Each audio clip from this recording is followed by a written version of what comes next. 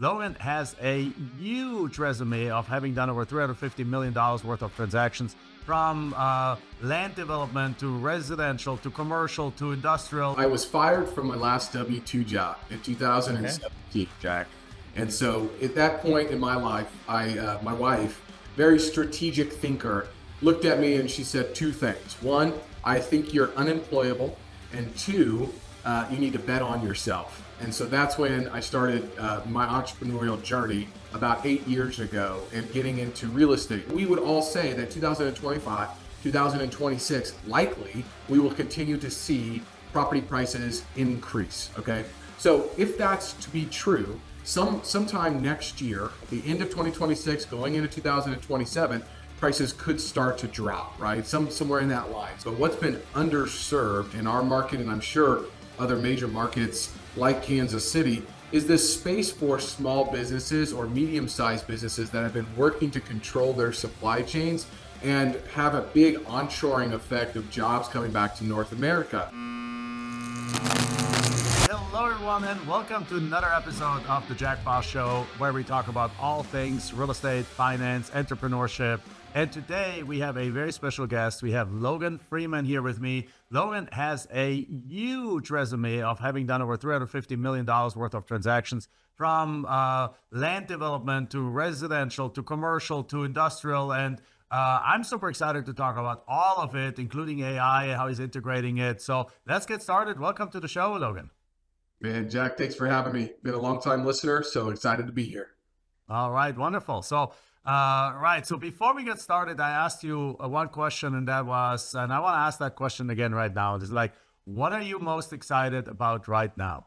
Yeah, well, I mean, I think that what we've been seeing in our market, at least in Kansas City being a logistical hub, I mean, you can get to 80% of the continental US in about a 2-day truck drive. Is we've got 11 to 12 million square feet of industrial under contract, or sorry, under development right now. But most of that space is 100,000, 500,000, a million square feet, and I understand that from the developer's perspective. They want to go get big tenants with credit and do these developments. But what's been underserved in our market, and I'm sure other major markets like Kansas City, is this space for small businesses or medium-sized businesses that have been working to control their supply chains and have a big onshoring effect of jobs coming back to North America.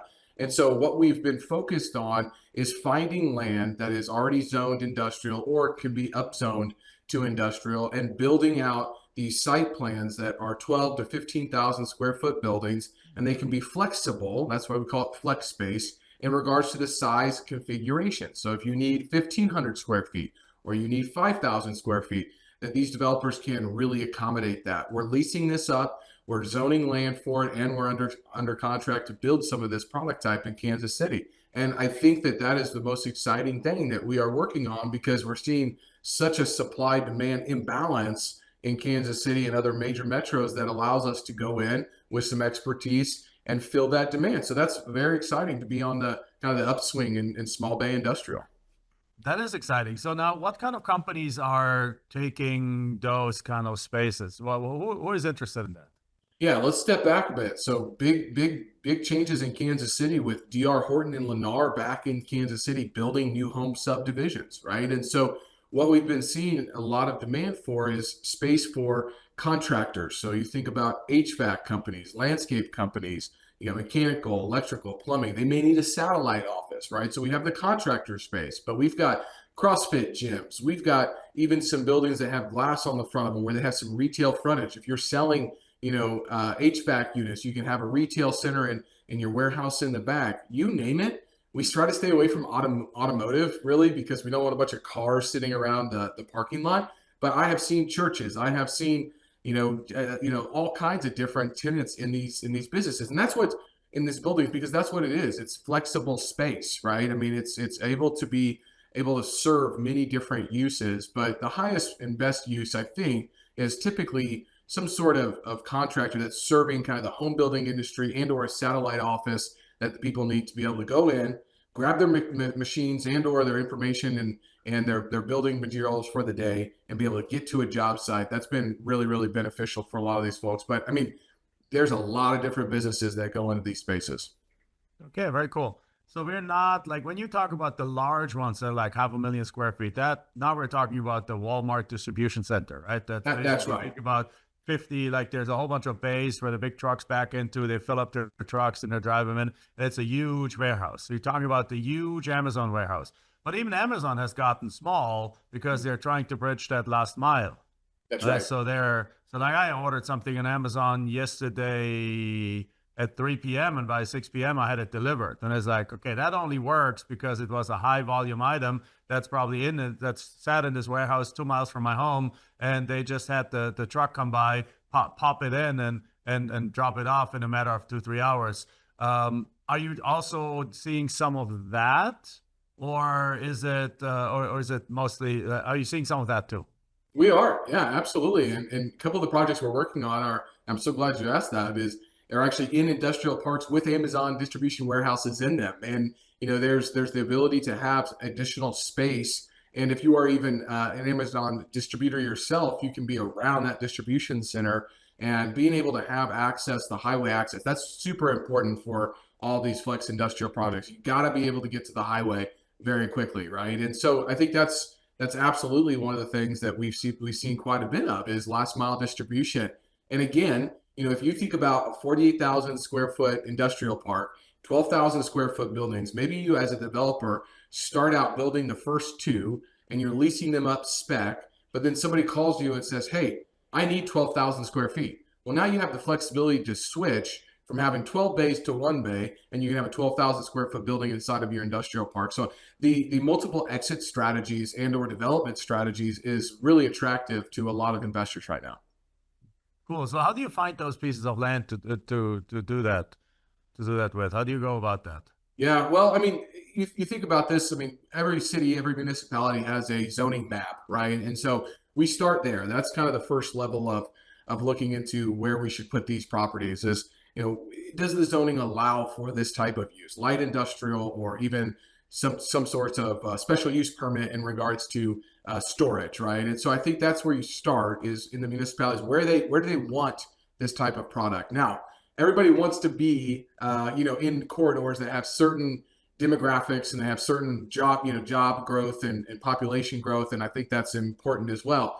What happens in that area is one, you get some NIMBYism of I don't want metal boxes around me, and two, your land prices are through the roof. So to be able to get the rents that you need to make that development make sense is really difficult in some of those areas. So they're usually on the outskirts, right? 15, 20 minutes around. But I have seen and I've been a part of some projects that, really aren't the contractor garages. They're truly flex space. You can't even tell the difference between it being a retail shopping center versus like a strip center versus kind of a flex space building, right? Like they're that nice with the facade on the outside and the glass on the front. And if you can do that, then you can kind of get into some of this neighborhood business and or commercial zoning that allows for that. But you will have a higher price per square foot on your development cost because you're making it aesthetically pleasing to that Yeah. corridor.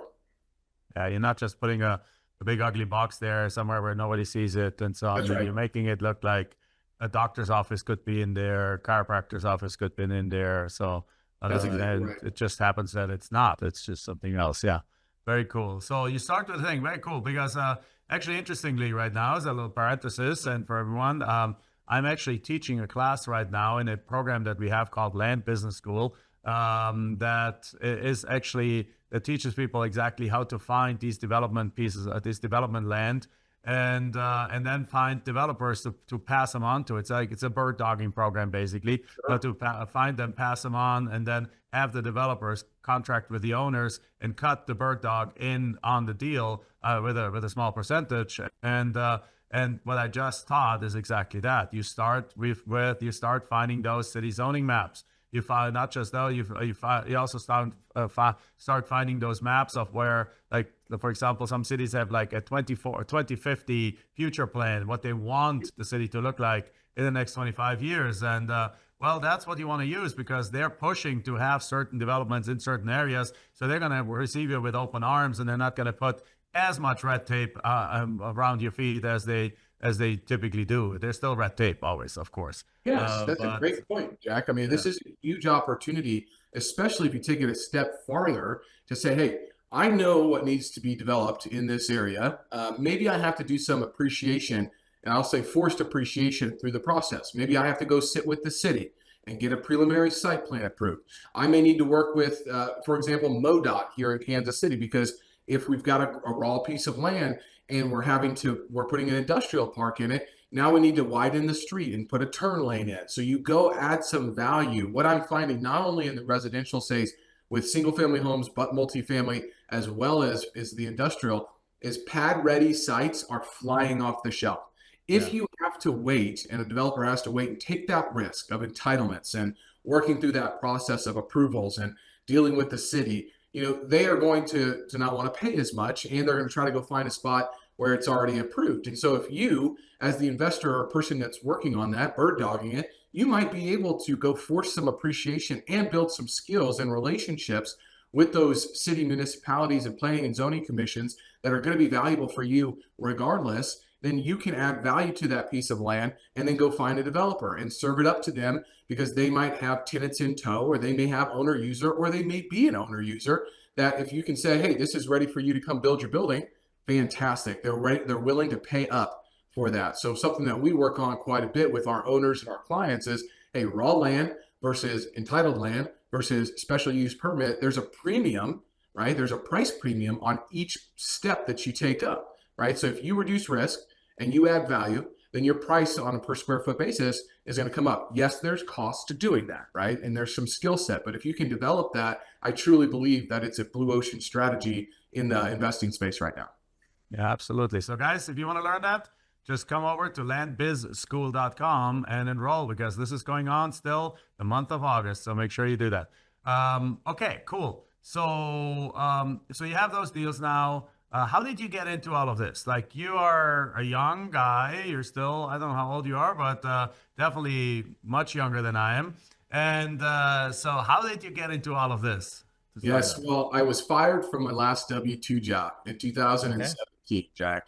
And so at that point in my life, my wife, very strategic thinker, looked at me and she said two things. One, I think you're unemployable. And two, you need to bet on yourself. And so that's when I started my entrepreneurial journey about 8 years ago and getting into real estate. Now, I had been flipping some houses just by myself, right? Living in the house, flipping it in living in it for 2 years, and then flipping and moving out to the next home, right? And so I found the value in that, and I got a check when I closed on one of those deals, and it was more than my salary was that year, right? And I said, man, I'm in the wrong business. And so that's when I went all in real estate and really started to learn the back and forth of how this industry really works. And then I tried to figure out, what are my skill sets, and overlay my skill sets with breaking down commercial real estate and figuring out where should I play in that space, right?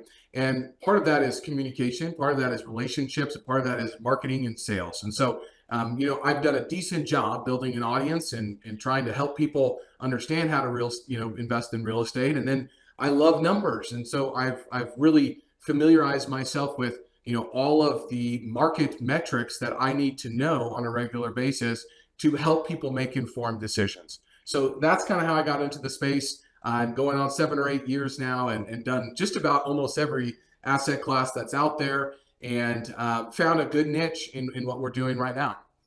Very cool.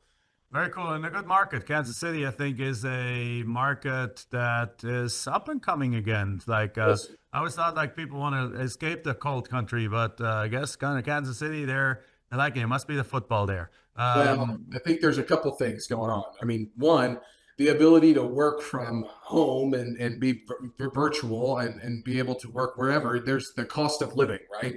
And the cost of living index is pretty low here in Kansas City compared to other markets. So I think that's one, is the That's a good affordability, point.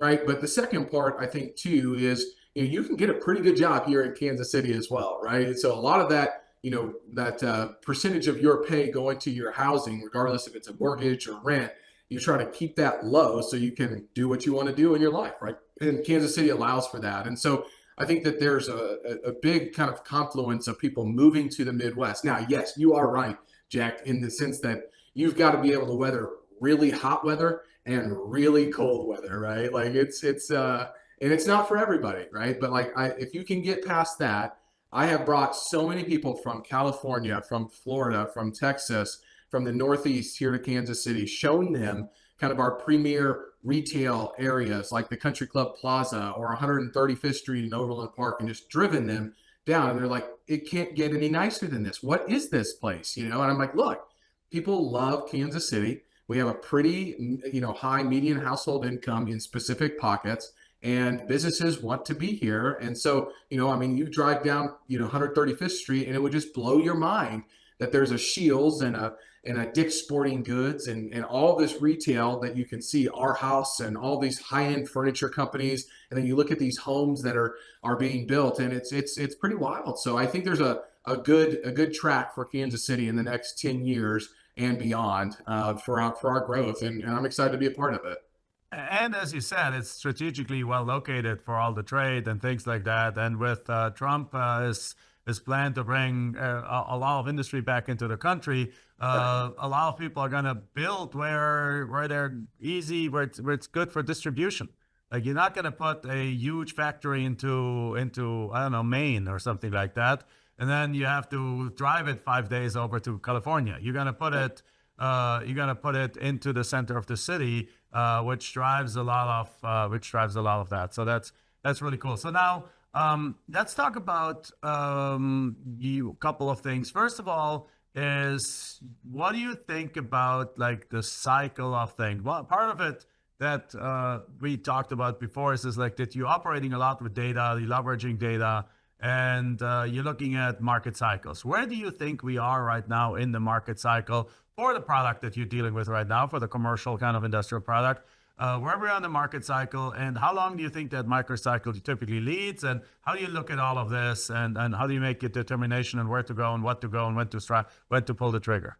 Right. Yeah. Well, I'm a big proponent of the 18.6 year real estate cycle. And over the last 18.6 years. Okay. Why 18.6 years? But you'll get into that, I'm sure. Yeah. So, the last 250 years, they have studied, there's economists, Akhil Patel more recently, but Fred Harrison and Phil Anderson have all put out books, The Secret Life of Wealth and Banking, The Secret Wealth Advantage, The Power is in the Land. I love reading this stuff, but it all goes back to Ricardo's Law of Economic Rent, which was in the early 19th century. It just says that the value of land is not derived from the capital or effort put into it. It's derived from the scarcity and the production capacity. Okay, and so that drives every single cycle. And they have studied all cycles for the last 250 years and recognized a pattern. It's not a specific 18.6 years, that's an average, but 18 to 20 years, give or take, we start to see kind of a really big rise in prices, right? And so we all know that 2008, 2009, 2010, somewhere in that range was kind of the last low. Well, if we put 18 years to that, we get up to somewhere around 2027, 2028. I believe there's something that happens. There was a mid-cycle slowdown, and the mid-cycle slowdown was right during COVID, right? And so there's another 7 years up from that. So 2026, 2027, I believe we have a big pullback in property prices. But if you track the administration and you track land prices and you track just asset values in general, look at the stock market. It's usually a pretty good leading indicator. Look at the availability of credit out there, because credit is a big proponent on the land cycle. Then we would all say that 2025, 2026, likely we will continue to see property prices increase. Okay.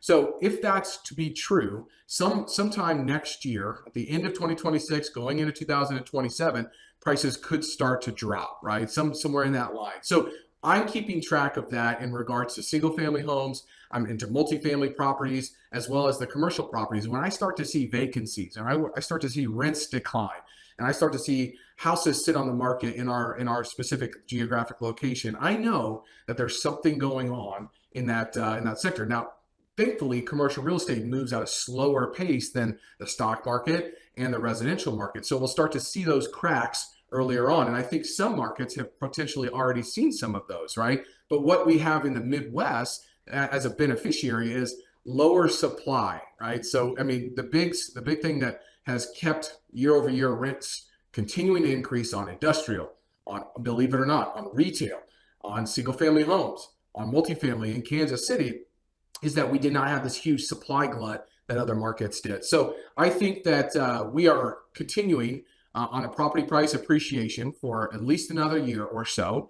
And after that, I'm not really sure. I can't really see out past end of 2026. But we are positioning, and we've been advising our clients to position. If you are in a good property with a good location and your debt is coming up in the next 2 years, it's probably a good opportunity to either refinance or look at selling to get liquid for that next buying opportunity. And I believe that's coming in the next 2 years.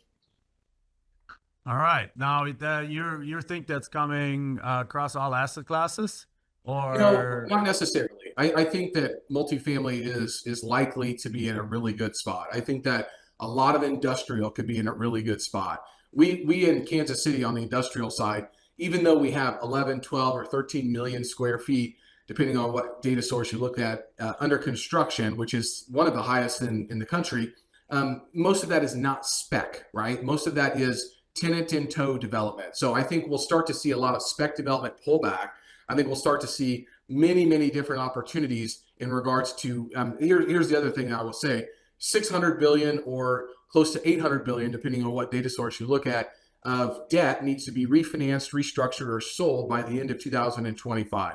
And that's 1.2 trillion over the next 2 years. So that's really going to push on people to have to refinance. And if they can't refinance, they're going to have to sell. So we believe transaction volumes are probably going to be up somewhere between 10 to 15% off of 2024, but we're probably back somewhere between 400 to 500 billion nationally. So that puts us in 2013, 2014 kind of range. 2025, 2026, I think that pushes up just a little bit, 450 to 550 billion dollars. But if you go back a couple years to 2022, there was close to 970 billion dollars of real estate deals transacted. Why? Well, the interest rates were basically zero, right? So that really fueled that. But well, 5 years. that was like the days of irrational exuberance. That's exactly right. But if you extrapolate 5 years from 2022, we get pushed into 2027, right? So there's a lot of different, kind of factors which I think push to that 18.6 year real estate cycle that says, man, there could be a reckoning somewhere between 26 and 27. How that impacts every single asset class is very nuanced, and geographic locations very nuanced. But I do think that generally speaking, prices will come down during that period of time. Okay, so you're developing right now to have everything sold by that time. That's exactly right. And one of our strategies is to go get land entitled and sell that land to developers that are willing to take the risk in a liquid capital markets before that price point maybe starts to drop. Okay, very cool. Interesting. So now, how about the land market overall? So like, since you're looking for land, you see like a lot of competition for this kind of land. Do you see when you go about negotiating a property, is it that do you find these pieces on the open market? Do you do direct mail? Do you do off-market deals? What is the situation you find yourself typically in when looking for land and coming across land, or when targeting certain pieces? Well, I would say having listings for land obviously opens up a lot of doors for me with developers, and those developers own other pieces of land. I hang out with quite a few farmers here in Missouri and in Kansas City, and or people who were farming other people's land. And we're not getting younger as a nation. The silver tsunami is here, and so a lot of people who owned a lot of land are kind of getting in their 60s and 70s and 80s and trying to figure out, hey, do my kids want this, or what am I going to do with that? So I've just been hanging around those types of groups and those types of individuals to try to see, hey, maybe your land that you used to farm is actually in a good spot to potentially redevelop. So we will work with them on potentially taking some time and rezoning that land or getting it platted for them so we can go get the higher price, right? I do a lot of outreach in regards to just cold calling in general. And marketing is really specifically online, right? So we are very active on LinkedIn. We're very active on YouTube, and we put a lot of video content out. And so once that word of mouth starts to get around and somebody says, hey, Logan and his team might be able to help you with that piece of land, I have 15, 20 developers that are looking for specific properties at any given time that are real, I can go and negotiate and have those conversations. So being in the industry for close to 8 or 9 years now has opened up many doors. And in Kansas City, yes, we have 2.5 million people, so give or take, just in the total MSA, but it is the smallest big town that you will ever find. Like you are 1 degree separation away from everyone, right? So your name It's gets the out same, there. yeah. Yeah, The same in Phoenix. We have 5.5 million people, and it's still the same thing. that's exactly Yeah. right. So, I mean, I always like to say that my best marketing is, and my best sales strategy is tell people what you're going to tell them, then you tell them, and then you tell them what you told them. So everybody needs to know exactly what my focus is and my team's focus is. And if that's getting around in different networking groups, and that's just opening a lot of doors. So it's a lot of inbound, to be honest with you, Jack. Yeah. Okay. Very cool. Now, you said a couple of things that I want to hook into, and that is, obviously, like one of the things is, I'm pretty sure I have my guess of how you do those deals, but you kind of alluded to it already. So let's say you work with a farmer or with a longtime owner. My assumption is you don't buy the land and then entitle it. You put it under contract and you don't close before the entitlement is actually done, right? We've done multiple different structures there. So the main focus would be, yes, can we get this land tied up and an option on it, and it be subject to the preliminary plat approval from the city, right? Like that's focus number one. And if I can line up the developer that wants to buy that land during that process, fantastic. But there's been some instances where we've had to close on land and we've had to close on it fast, and I've got a great price for that. And so I've had to take that risk in regards to actually closing on that land, doing the work, and then flipping that land on the back end of it. So main strategy would be able to get what we want to get done through the city, get the entitlements in place, bring the end user, and do a deal without having to close on the land. But many times that's not the case, and a lot of times also if a property owner says, hey, I need this per square foot or this per acre, that's fine.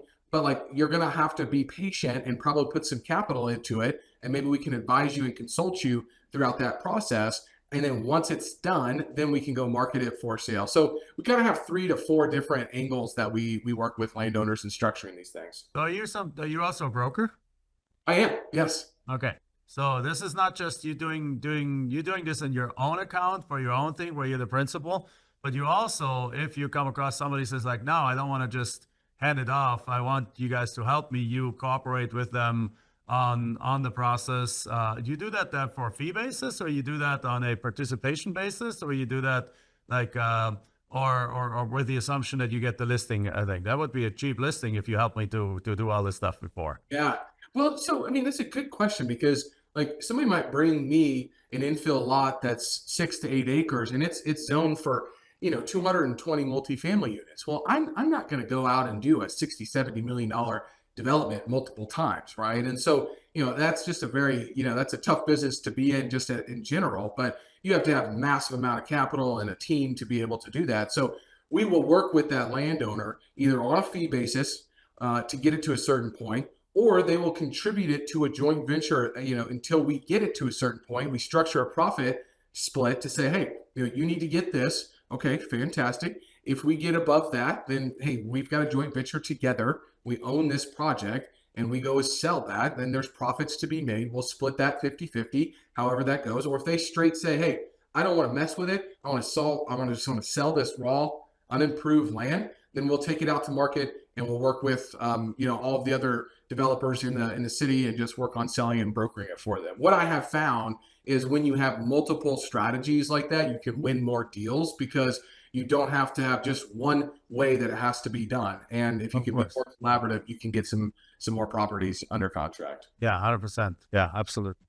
Very cool. So very cool stuff here. So what do you find is your biggest hurdle these days? Yeah, I mean, these seller expectations on price. Okay. Right? Yeah, I mean, I think that's the number one deal is like even if you've done a good residual land value analysis and you have comps for specific land that's exactly like it and it's apples to apples, and people have a price expectation that sometimes just can't be met, and so it takes a lot of conversations and a lot of deals to be able to find folks that are reasonable in their pricing expectations. And so I think that's still the number one challenge and the number one hurdle. the way that we've tried to approach that is truly doing residual land value analysis, showing actual construction numbers and saying, look, without incentives to the T here, like the perfect incentive package, this deal's not getting done. And so you have two options. You either lower your price expectations or you're going to sit on your land, and I've missed out on properties where people have gone in a different direction and they've listed them and they just sit there forever and nothing is being done to improve that land or appreciate it so that they can get their price, right? And so I see it quite often. That's probably our biggest challenge, our biggest hurdle. Cool. And I'm not surprised. Seller expectations in. And now, and you're not lowballing these sellers. You're willing to pay full market on these things when you take them on yourself or to get full market on there. But it's still, sometimes sellers are just what we call live in la la land. That's right. And they just want to think. I'm surprised though. I was expecting to say like to hear you say more about the city corporation, but it makes sense because earlier you said that you're only developing what the city wants to see there in the first place. So therefore, while there's red tape, it's you're doing what the city wants to see, which therefore makes them a little bit more cooperative. That's exactly right. Yes, yes. We try to, like you mentioned, with the vision plans, we try to really overlay specific properties and specific projects with what they are trying to see. And I have found so much value in doing that instead of trying to take a piece of land that's just surrounded by, single family homes and saying, yep, I'm going to build 220 apartments there. Like that's just not my strategy at all. Yeah. Now, one thing I want to talk about, you mentioned again in the pre-conversation that you utilize AI now. So how do you use AI? Where do you use AI? What portions of your business do you use AI? And what do you see AI doing to this business in the future? Well, I think that what artificial intelligence and just automation in general is doing is making people more efficient. And it used to take me a day or two to do market research and figure out comps and put together a package for a broker opinion of value or a pro forma on a land deal and residual land value analysis. Now I have custom GPTs that know my process in regards to what I'm trying to accomplish. So for example, if we've got a new listing and I've got all the information, all I need to do now is put it into a custom GPT that's trained on how I want my listings to look. And I just drop all of the information in there in less than 30 seconds. I've got all the marketing copy that can go straight into Crexy, straight into LoopNet or the other listing platform. So I think that is highly advantageous. The market research piece is also incredible. I love deep research because I'll put in, maybe we have a new retail shopping center and we're doing some leasing for it. I'll put in there, hey, we've got space here at XYZ property. I need you to do market research on who is around that from a retailer standpoint and do a retail gap analysis and show me exactly what type of businesses we should be targeting. Not only that, after I get the list that it spits out, maybe it's a hardware store, a gym, and a Smoothie King, I'll say, look, who's actually representing those tenants in the industry and give me their contact information and we'll go find that, right? So making that market research so much more viable. And then, we've got all these tools now that ChatGPT sends you all that, word salad and it's like really long and has all the emojis and all that crap. I can take that and I can put it into Gamma and Gamma will visually take that information and create a PowerPoint in less than 25 to 30 seconds. So instead of having this big word salad and it's this big Word document, I uploaded it to Gamma and it's 8 slides. It has graphics. It's branded with what I want it to be branded on. And boom, somebody's going to read that and flip through that on their phone versus trying to read all those words. So the second part would be being able to take the information that we are getting and then visualize it and give it to our clients and our people that they, in a format that they want to ingest that in. And that has been absolute game changing because not only do I not have to wait for the marketing team to give me anything back now, people are actually reading what I'm sending them, right? And so that has been critical for us. There's so many different use cases that I could go through, but those are two that I just absolutely love and have really, put me on a very efficient path. Market research, gap analysis, PowerPoint presentation, listing creation, content creation, spreading it out on the different platforms, all of that. The new agent function of ChatGPT allows you to basically tell them like, go here, go here's my login to LinkedIn, login password, go put it over here in this format, and boom, and it sends it out there for you. It's amazing what's happening. And now, with that said, what do you think this eventually is going to have an impact on the need for these spaces? Because if everything is turning to be AI and robotics, do we really need all of these places? Yeah. Well, I think that commercial real estate is still very much a relationship business. What changes for me is likely the access to the information that brokers used to have and they didn't have is now changed. So we've moved from information asymmetry to information parity, which their information is accessed by everybody now, to where we're at now, which I think is information overload. So folks like myself, the ones that can cut through the noise and can actually create, insights based off of that information, and then be able to take that and connect it with something else to bring two pieces of information together or people together. That's where the brilliance is. So, 20% of all people in the industry are doing 80% of the business, right? That's been proven over and over and over again. But I think what AI does is makes that fractal, right? So maybe the 20% of the 20% who adopt this AI and integrate it into their processes now are doing 90% of the transactions. And so what I'm trying to do and what I'm trying to train my team on is we've got to get ahead of this. We need to use these tools, but do not lose that relationship, that human interaction, because as everything moves farther and farther away from human interaction, I think people are going to crave that drastically. So that's kind of my 2 cents on that. Wonderful. Good. No, I agree with you 100%. At least until all the robots do everything, and at that point we might be obsolete, but that's a different story. I think that's going to be faster and slower than we think. It's going to be faster in kind of the factory environment and slower in the more creative environment of deciding what's the best use and what and how to, and like that relationship between the sellers and buyers and having a vision for building something. I think that's going to be in the human realm for a little bit longer than just the execution of it. Eventually, it's a bunch of robots building the things and climbing on the roofs and roofing the place, and construction workers won't be necessary anymore. But everything else, like the concept part, is still very much a human piece for probably quite a while. Right, wonderful. So, what can we do for you? Well, I appreciate that, Jack. This has been a blessing to be here today. And I would say that if you're interested in Kansas City or just any metro area here in the Midwest, you can find me on LinkedIn, Logan Freeman, the Kansas City commercial real estate guy.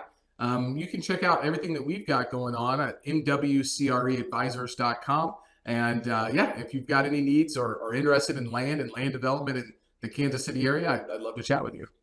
All right, wonderful. Well, thank you very much for being on the show. And with that said, that's a wrap. And guys, as always, give us that 5-star review, hit that subscribe button, hit that notification button, share it with your friends. Let's continue to talk more about real estate, entrepreneurship, finance. And with that said, thank you very much. See you in the next show. Bye-bye.